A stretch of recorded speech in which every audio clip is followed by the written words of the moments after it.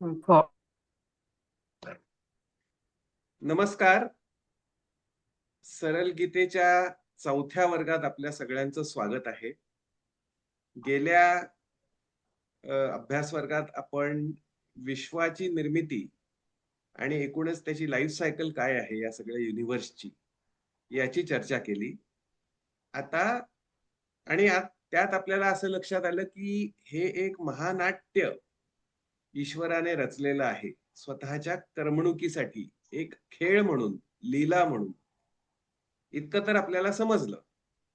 पण आता या महानाट्यात आपणही आहोत म्हटल्यावर आपली नेमकी भूमिका काय आहे आणि आपला प्रवास या नाट्यात कसा होणं अपेक्षित आहे एक पात्र म्हणून, याची माहिती करून घेणं तितकंच आवश्यक आहे. आणि ती माहिती आपण या आजच्या वर्गात करून घेणार आहोत. थोडक्यात म्हणजे विश्वनिर्मितीची प्रक्रिया आपण गेल्या वर्गात अभ्यासली. आता या वर्गात जीवाचा प्रवास आपण पाहणार आहोत कसा कसा होतो. आणि जीवाच्या या प्रवासाला जीवदशा असं शास्त्रात म्हटलेलं आहे. त्याने आपल्याला काय कळतं की या सबंध महानाट्यात नेमकी आपली भूमिका काय, आपण कोण आहोत आणि काय करायला पाहिजे. आणि हे एकदा कळलं की फार मोठ्या प्रश्नांना उत्तरं सहजी मिळून जातात. आणि त्या आधारे जर आपण आपला प्रवास केला तर प्रवासही तितका जास्त सुखकर आणि आनंददायी होतो. आता गेला जो सेशन होता तो अतिशय हेवी होता. म्हणजे त्याच्यात आपण खूप नवीन गोष्टी शिकलो. म्हणजे तन्मात्रा आणि मग सत्व रज तमोगुण आणि मग तन्मात्रांपासून तमोगुणामुळे कशी पंचमहाभूत होतात, मग त्यापासून सगळं कसं कोळ्याचं जाळं विणलं जातं. आणि मग रजोगुणाने प्राण निर्मित होतो, जो सत्वगुणाने निर्मित झालेल्या सूक्ष्म शरीराला म्हणजे हिरण्यगर्भाला आणि विराट स्वरूपाला, परमेश्वराच्या स्थूल स्वरूपाला कसा जोडतो आणि त्यात चेतना निर्माण होते वगैरे. हे सगळं थोडंसं हेवी झालं. त्यामुळे हा सेशन मी मुद्दामच जरा हलका ठेवलेला आहे की जेणेकरून एकतर सबंध चित्र समजायला आपल्याला मदत होईल आणि दुसरं म्हणजे थोडासा चर्चेलाही जास्त वेळ मिळेल. तर ह्या सेशन मध्ये नेहमीप्रमाणेच आपण पहिली 35 मिनिटं संबंध प्रेझेंटेशन कव्हर करणार आहोत. त्यानंतर एक 10 मिनिटाचा नेहमीप्रमाणे इंटरव्हल घेणार आहोत आणि त्यानंतर पुनश्च एकत्र होऊन उरलेल्या स्लाइड्स जर काही असल्या तर त्या संपवून चर्चा करणार आहोत गेल्या सेशन विषयी आणि या सेशन विषयी. कारण अखंड ब्रह्मविद्या आपण कव्हर केल्यासारखं होईल जर विश्वा ची सायकल आपण समजून घेतली. म्हणजे निर्मिती किंवा त्याचं संवर्धन आणि मग शेवटी त्याचा लय आणि त्यातली आपली भूमिका, आपला प्रवास जर समजावून घेतला तर खूप मोठं म्हणजे सबंध ब्रह्मविद्या आपण कव्हर केल्यासारखं होणार आहे. सबंध ज्ञानयोग कव्हर केल्यासारखं होणार आहे. आणि हे अतिशय मोठं फळ आपल्या पदरात पडतंय. तर हे अतिशय नैसर्गिक आहे की त्याच्याविषयी काही आपल्या मनात शंका असतील, प्रश्न असतील किंवा त्याच्याविषयी आपल्याला काही बोलायचं असेल तर त्या गोष्टीसाठी आपण थोडा जास्त वेळ या पर्टिक्युलर अभ्यास वर्गात मुद्दामच ठेवलेला आहे. तर आता आपण सुरुवात करूया जीवदशेला, म्हणजे जीवाच्या प्रवासाला या सबंध महानाट्यात. जीवाचा प्रवास हा अनेक योनींमधून होतो. असं म्हणतात की 84 लक्ष योनींमधून जीवाचा प्रवास होतो. आणि ह्या योनींमध्ये आपल्याला माहित असलेले सगळेच सजीव इन्व्हॉल्ड आहेत, गुंतलेले आहेत. सजीव म्हणजे नुसतं मी प्राण्यांविषयी म्हणत नाही, पक्ष्यांविषयी म्हणत नाही, तर आपल्याला माहितीये की वनस्पती सुद्धा सजीव असतात. ती सुद्धा एक योनीच असते. तर त्या मुख्य प्रकारच्या योनी या दोन असतात हे आपण इथे लक्षात घेऊया. एकाला भोग योनी म्हणतात आणि दुसऱ्याला कर्म योनी किंवा मोक्ष योनी म्हणतात. तर भोग योनीत कोणाचा अंतर्भाव होतो आणि मोक्ष किंवा कर्म योनीत कोण असतं हे आता आपण जाणून घेऊया. आणि एक जीव जो प्रवास करतो तो ह्या दोन्ही प्रकारच्या योनींमधून करतो. कधी भोगयोनी तर कधी मोक्षयोनी. असा तो आपल्या योनी सतत बदलत असतो. ते कसं आणि केव्हा तो भोगयोनीत जातो आणि केव्हा मग त्याला मोक्षयोनी प्राप्त होते, याचा सुद्धा आपण या सत्रात विचार करणार आहोत. मुख्य फरक म्हणजे कसं ठरतं की एखादी योनी ही भोगयोनी आहे की मोक्षयोनी आहे? तर एकाच गोष्टीवरून ठरतं की भोगयोनी आहे की मोक्षयोनी आहे. आणि ती गोष्ट म्हणजे फ्री विल, म्हणजे स्वतःचा चॉईस किंवा डिसिजन मेकिंग पॉवर किंवा स्वतःच्या इच्छेप्रमाणे वागण्याची मुभा ही ज्या योनीत असते त्या योनीला मोक्ष योनी म्हणतात. आणि ही मुभा, हे स्वातंत्र्य ज्या योनीमध्ये नसतं त्या योनीला भोगयोनी असं म्हणतात. थोडक्यात भोगयोनीमध्ये आपला आपल्या मनाप्रमाणे वागण्याचं स्वातंत्र्य जीवाला नसतं आणि मोक्षयोनीमध्ये काहीही बाहेर घटना घडली तरी सुद्धा आपण आपल्या मनाप्रमाणे त्या घटनेला रिस्पॉन्ड करू शकतो. म्हणजे थोडक्यात भोगयोनीमध्ये फक्त रिॲक्शन असते बाहेरून होणाऱ्या ऍक्शनला, आणि मोक्षयोनीमध्ये आपण नुसती रिॲक्शन देऊ शकत नाही तर रिस्पॉन्स देण्याचा सुद्धा अधिकार असतो. म्हणजे भगवंतांनी म्हटलेलं आहे ना, कर्मण्ये वाधिकार असते. कर्मावर अधिकार ज्या योनीत असतो कर्म करण्याचा, त्या योनीला मोक्षयोनी म्हणतात. आणि कर्म करण्याचा स्वतंत्र अधिकार ज्या योनीत नसतो त्या योनीला भोगयोनी म्हणतात. आणि इथे एक आणखी गोष्ट आपण लक्षात घेऊया की दोन्ही प्रकारच्या योनींमध्ये, भोगयोनींमध्ये आणि मोक्षयोनींमध्ये, आपल्याला कर्मफलावर काहीही अधिकार नसतो. म्हणजे जरी मोक्षयोनीत आपण आपल्या मनाप्रमाणे कर्म केलं तरी त्याचा अमुकच रिझल्ट येईल असा आग्रह आपण धरू शकत नाही. म्हणजेच काय, we have no control over results no matter which species we are born in. हे इथे आपण अतिशय महत्वाचं लक्षात घ्यायला पाहिजे. आता भोगयोनीची योजना परमेश्वराने का केलेली आहे? तर आपण जे संचित जमावतो, पाप म्हणा किंवा पुण्य म्हणा या स्वरूपात, त्या संचिताचा क्षय करण्यासाठी भोगयोनीची योजना झालेली आहे. थोडक्यात म्हणजे जर आपण खूप पाप केली कर्मयोनीत किंवा मोक्षयोनीत, तर आपल्याला एखाद्या हलक्या प्रतीच्या योनीमध्ये जन्म मिळतो आणि त्या पापाची फेड होते. किंवा जर आपण कर्मयोनीमध्ये खूप पुण्य कमावलं तर त्या पुण्याचा परमेश्वर प्रसाद कसा देतो, तर तो एखाद्या चांगल्या मोठ्या योनीत आपला जन्म करून देतो, ज्या योनीत आपण खूप सुख उपभोगतो आणि आपल्या पुण्याची परतफेड होते. तर असं पाप आणि पुण्य हे एका मर्यादेबाहेर गेल्यावर त्याचा क्षय होण्यासाठी आपल्याला भोगयोनीत जन्म मिळतो. आणि कर्मयोनीत आपल्याला पाप आणि पुण्य स्वतःच्या इच्छेनुसार त्याचा संचय करण्याची संधी मिळते. म्हणजे कर्मयोनी किंवा मोक्षयोनी ही पाप आणि पुण्याच्या संचयासाठी आहे, ज्यातून संचित निर्माण होतं किंवा कार्मिक बॅगेज ज्याला आपण इंग्लिशमध्ये म्हणू शकू ते निर्माण होतं. आणि भोगयोनीमध्ये त्या कार्मिक बॅगेजचा किंवा संचिताचा क्षय होतो. आणि यात आणखी एक महत्वाची गोष्ट म्हणजे 84 लक्ष योनी असल्या तरी सुद्धा फक्त त्या 84 लक्ष योनींमध्ये एकच योनी ही कर्म किंवा मोक्ष योनी आहे आणि ती योनी म्हणजे मनुष्य योनी. बाकीच्या सगळ्या योनी म्हणजे 83,99,999 योनी ह्या भोगयोनीच आहेत.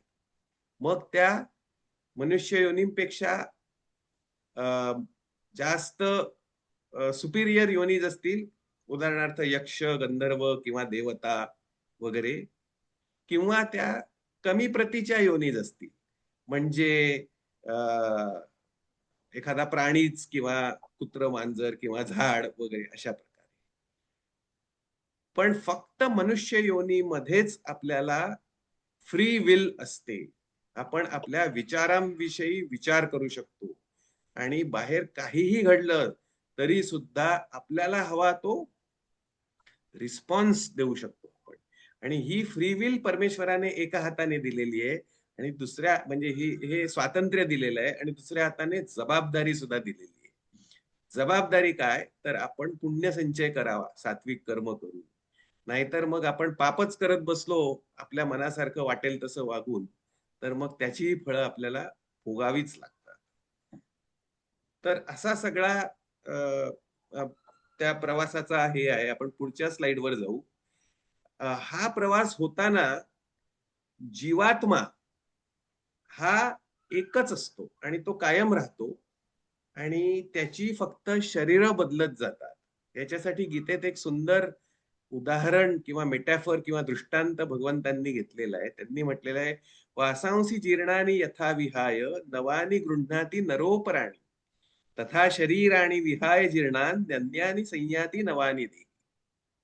त्याचा अर्थ असा की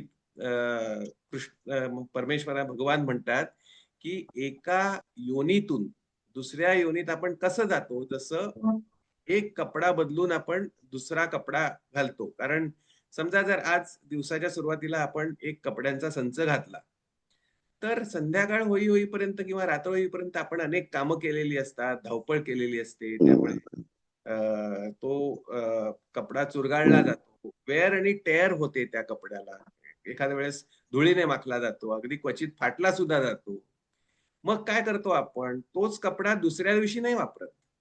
दुसऱ्या दिवशी मग आपण छान स्वच्छ इस्त्री केलेले कपडे नव्या दिवसाची सुरुवात नव्या उमेदीने करण्यासाठी घालतो की नाही. त्याप्रमाणे आपण एका योनीतून दुसऱ्या योनीत शरीर बदलत जातो. आणि कपडे बदलले याचा अर्थ आपण बदललो असा होत नाही. त्याचप्रमाणे जरी एका योनीतून दुसऱ्या योनीत जाताना नवीन त्या योनीशी संलग्न अशी शरीर धारण केली, तरी आपण बदललो, जीवात्मा बदलला असा होत नाही त्याचा अर्थ. जे आपण काल आहोत तेच आज असतो, जरी आपले कपडे बदललेले असले तरी.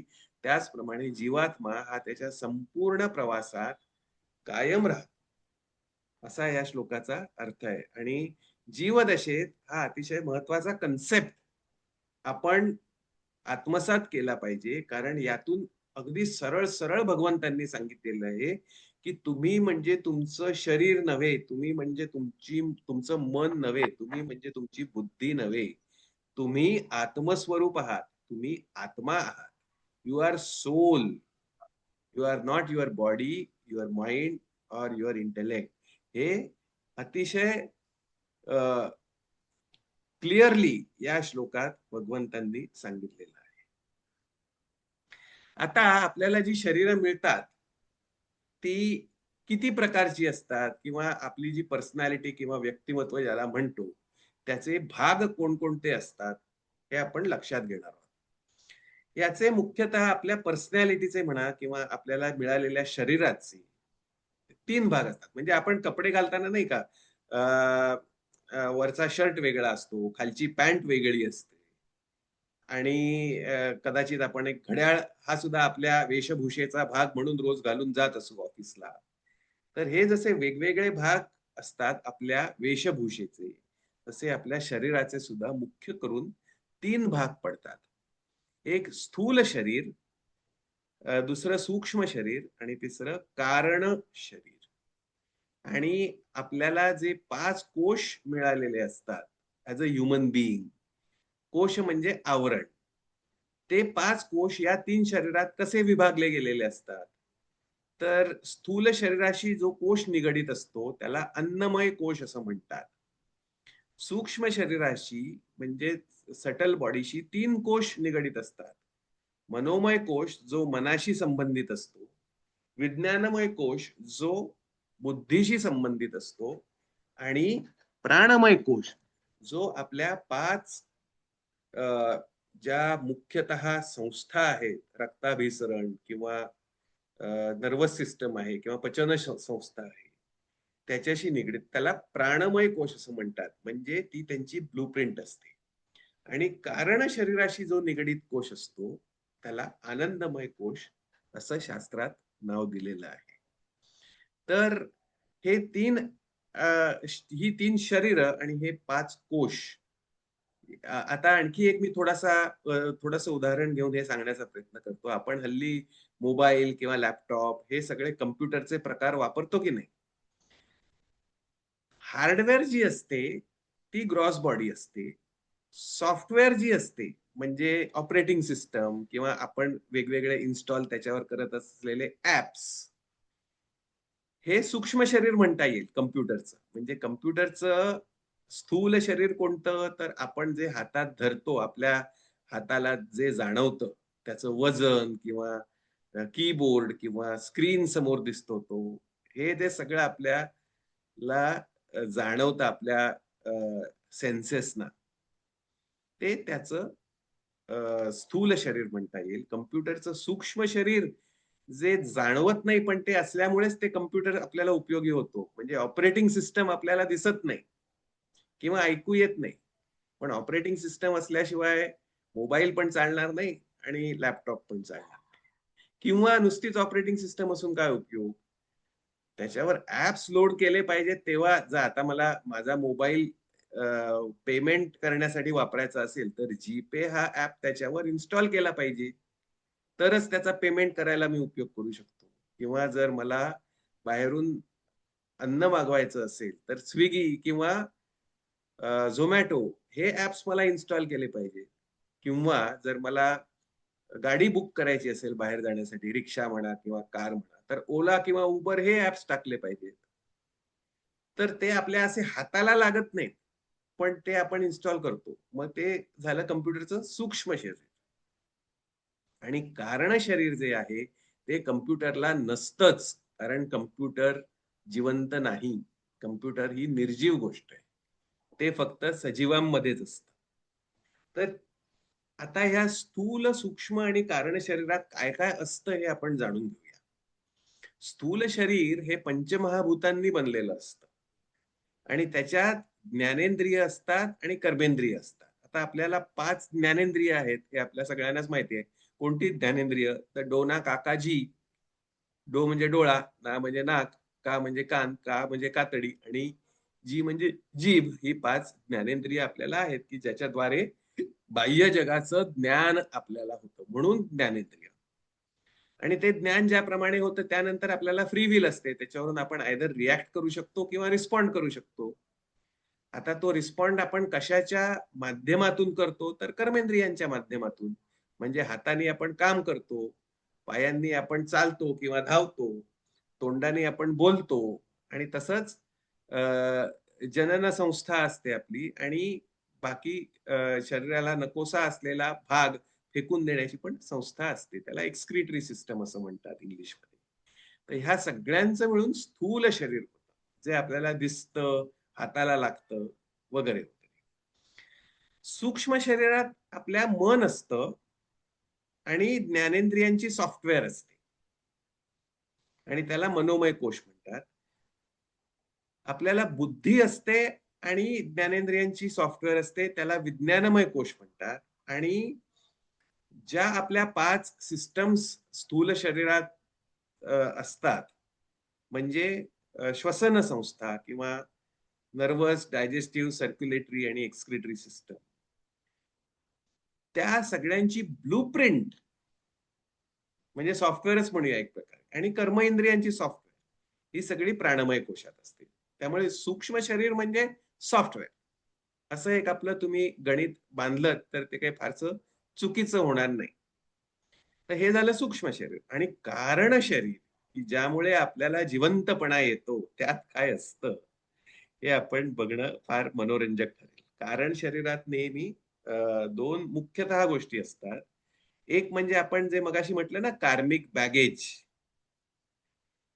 ते संस्कार स्वरूपात असतं आणि वासना स्वरूपात असतं. त्याला संचित म्हणतात. म्हणजे कारण शरीरात संस्कार असतात, जे पूर्वजन्मीचे झालेले असतात. आपण म्हणतो ना, पूर्वजन्मीचे संस्कार याच्यावर चांगले झालेले दिसतात, म्हणून हा मनुष्य खूप सज्जन आहे. अर्थातच लता मंगेशकरवर गायनाचे संस्कार पूर्वजन्मीच झाले, म्हणून ती इतकी चांगली गाऊ शकते. किंवा सचिन तेंडुलकर बॅटिंग गेल्या जन्मातच शिकून आला होता. त्यामुळे या जन्मात 2 वर्ष प्रॅक्टिस केली तरी तो एकदम डॉन ब्रॅडमन पेक्षा छान खेळायला लागला, वगैरे. इच्छा असतात आपल्या, ज्या अपूर्ण राहिलेल्या असतात. अपूर्ण इच्छा सुद्धा आपल्या कारण शरीरात असतात. आणि अर्थातच कार्मिक बॅगेज म्हणजे संचित असतं. एक बँक अकाउंटचं उदाहरण घेऊन आपण नीट समजून घेणार आहोत, की हे संचित किंवा कार्मिक बॅगेज म्हणजे नेमकी काय भानगड आहे आणि ती आपल्या आयुष्यावर कसा परिणाम करते. आणि ह्या सगळ्याखेरीज असतो आपला अहंकार, किंवा त्याला अज्ञानही म्हटलेलं आहे, किंवा ज्याला इंग्लिशमध्ये इग्नरन्स किंवा इगो आपण म्हणू शकू. आता हा इगो इगो म्हणजे काय असतं हो? तर इगोची शास्त्रोक्त व्याख्या म्हणजे आपला आपल्याविषयी असलेला गैरसमज म्हणजे इगो, म्हणजे अहंकार. आपण जे नाही आहोत ते आपण आहोत असं वाटणं म्हणजे अहंकार. आता याचेही प्रकार असतात, जे आपण पुढे जाऊन बघणार आहोत. तर हा जो अहंकार आहे, त्याला कॉझल बॉडी का म्हटलेलं आहे? कारण ह्या अहंकारामुळे आपण जन्म-मृत्यूच्या फेऱ्यात अडकलेलो आहोत.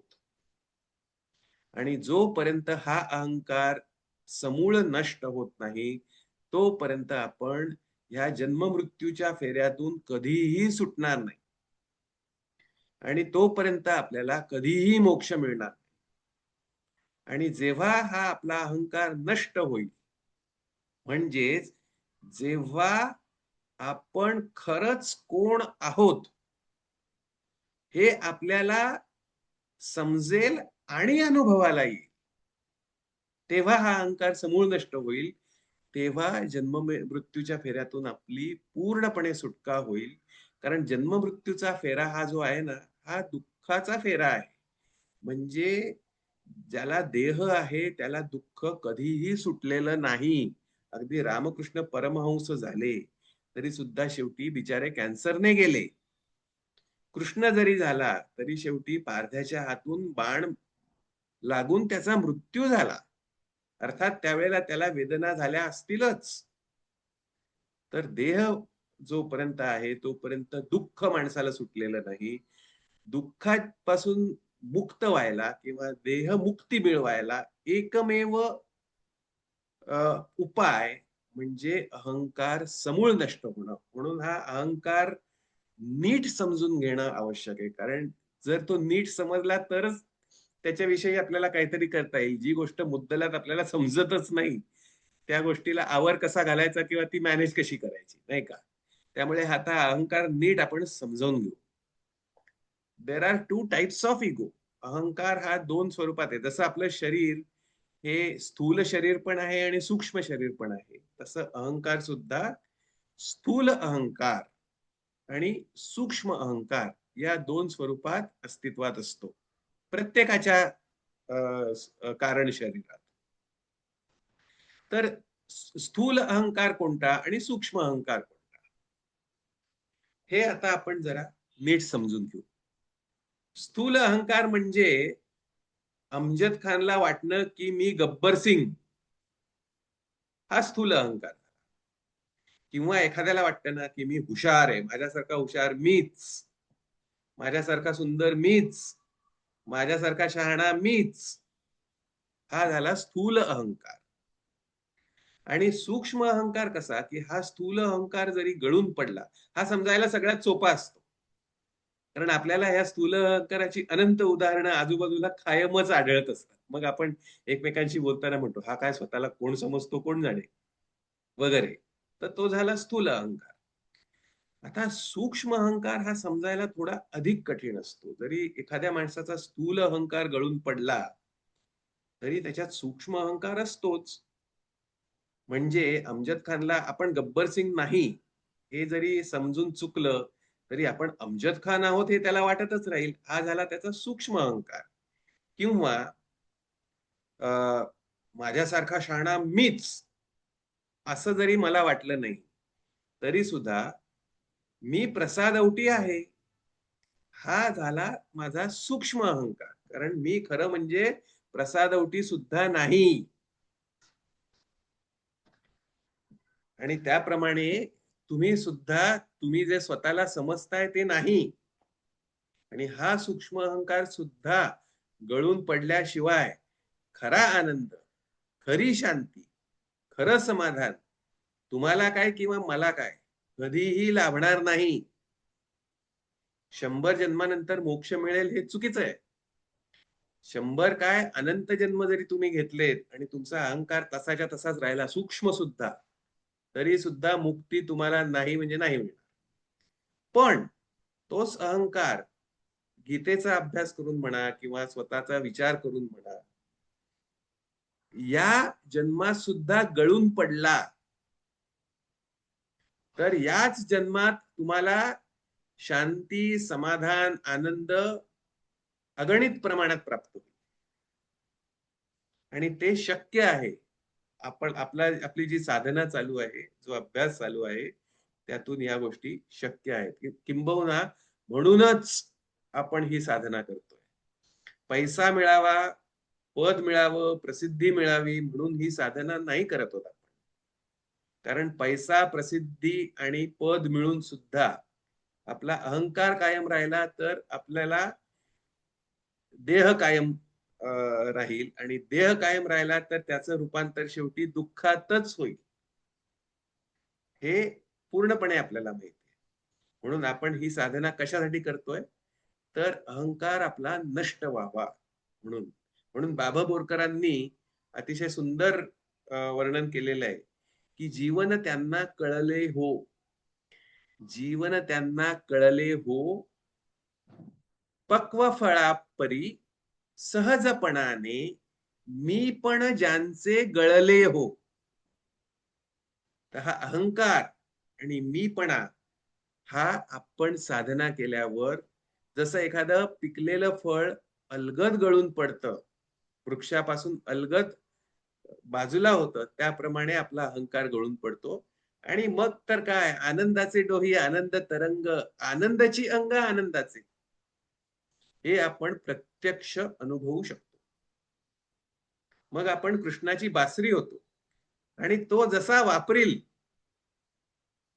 तसं ते आपण अक्षरशः वापरू देतो स्वतःला. मग आपली इच्छाच राहत नाही. फ्री विल जरी कृष्णाने आपल्याला दिली असली तरी आपण काय म्हणतो, म्हणजे कृष्ण फ्री विल का देतो कारण तो अर्जुनाला शेवटी सांगतो यथा इच्छसी तथा करू. तुझ्या मनाप्रमाणे वागण्याची मुभा आहे तुला. आणि शेवटी अर्जुन काय म्हणतो, करिष्ये वचनम तव, दाय विल बी डन. तुझी इच्छा याच्या पुढे माझी इच्छा संपुष्टात आली. आता यापुढे तू ठरवशील तसं, तू म्हणशील तसं. आणि मग तो जो अनुभव असतो जीवनाचा तो अतिशय परिपूर्ण असतो, कृतकृत्य करणारा असतो आणि त्या अनुभवाचा प्रत्यक्ष आस्वाद घेतल्याशिवाय त्याची महती वर्णन करणार नाही, करता येणार नाही कोणालाच. कारण तो नुसता कल्पनेने नाही अनुभवता येणार. आता साखर गोड आहे, गोड आहे म्हणजे नेमकं काय हे तुम्हाला मी कितीही वर्णन करून सांगितलं तरी कळणार नाही. पण तीच जर साखरेचे 4 दाणे तुम्ही तुमच्या जिभेवर ठेवले तर तत्क्षणी तुम्हाला कळेल की अरे गोड म्हणजे हे. तसं जीवनाचा परिपूर्ण अनुभव तुम्हाला तेव्हा येईल जेव्हा तुमचा अहंकार पूर्णपणे गळून पडेल. आता आपण एका बँक अकाउंटच्या उदाहरणाने कार्मिक बॅगेज समजून घेणार आहोत की कार्मिक बॅगेज नक्की कसं आपल्या जीवनात वापरलं जातं, म्हणजे संचित थोडक्यात. तर जसा समजा एखादा माणूस बँकेत गेला आणि म्हणाला की बाबा मला या बँकेत अकाउंट काढायचं आहे. तर मग अकाउंट ओपन होईल. तसं जीवाचा प्रवास जेव्हा सुरू होतो तेव्हा त्याचं अकाउंट ओपन होतं. मग जेव्हा तो मनुष्य जन्मात जातो तेव्हा त्याला पाप आणि पुण्य करायची फ्री विल मिळते परमेश्वराकडून आणि त्यानुसार तो त्या अकाउंटमध्ये क्रेडिट करत जातो आणि डेबिट करत जातो आणि ज्याप्रमाणे तो पुण्य करतो त्याप्रमाणे त्याचा कार्मिक बॅगेजचा अकाउंट बॅलन्स वाढत जातो आणि जशी जशी तो पाप करतो तसा तसा तो डेबिट होतो म्हणजे कमी कमी होत जातो. आता समजा मी खूप क्रेडिट केलं माझ्या अकाउंटला, बँक अकाउंटला, तर खूप मोठी रक्कम माझ्या बँक अकाउंटमध्ये जमा होईल. मग माझ्या मनात काय इच्छा येईल की अरे वा, इतका पैसा झालेला आहे, नुसता तो कुजवून काय करायचा बँक अकाउंटमध्ये, त्याचा काहीतरी आपल्यासाठी वापर केला तर तो जमा करण्यासाठी इतक्या मेहनत केल्याचा फायदा, नाहीतर उगीच मेहनत केली असं होईल. म्हणून थोडासा आपण मजा करूया, हा पैसा थोडासा उडवूया. मग खूप जर आपला अकाउंट बॅलन्स असला तर आपण काय करतो की मस्तपैकी ऑफिसमध्ये 15 दिवसाची रजा घेतो, सुट्टी टाकतो आणि युरोप ट्रिप म्हणा किंवा भारतातच कुठे एखाद्या चांगल्या थंड हवेच्या ठिकाणी म्हणा किंवा जसं आपल्याला वाटेल तसं तिकडे जातो आणि मजा करून तो पैसा खर्च करून परत आपल्या आयुष्याला येतो की जिथून आपण मग परत क्रेडिट डेबिट करू शकू बँक अकाउंटला. तर मग असं आपला पैसा आपण छानपैकी वापरला की आपला अकाउंट बॅलन्स कमी होतो. तसंच पुण्य खूप झालं की आपल्याला उच्च योनीत जन्म आपण घेतो आणि त्या पुण्याचा क्षय करतो, कारण उच्च योनी सुद्धा भोग योनीच आहे आणि भोग योनीत आपल्या संचिताचा क्षयच होतो, पाप असो पुण्य असो. आता याच्या विरुद्ध उदाहरण घेऊया. समजा बँक अकाउंट ज्या माणसाने काढलंय त्या माणसाने बरीच लफडी केली, अनेक कर्ज काढली आणि ती कर्ज फेडलीच नाही. तर होणार काय की एकतर त्याचा अकाउंट बॅलन्स घटणार आणि शेवटी त्याला मग कदाचित तुरुंगातही जावं लागेल. मग समजा तुरुंगात जायची पाळी आली तर तो तुरुंगात जातो, ज्या काही तिथे शिक्षा भोगायची असेल ती भोगतो आणि मग ती शिक्षा भोगून तो परत आपला धंदा करण्यासाठी पूर्ववत जीवन सुरू करतो.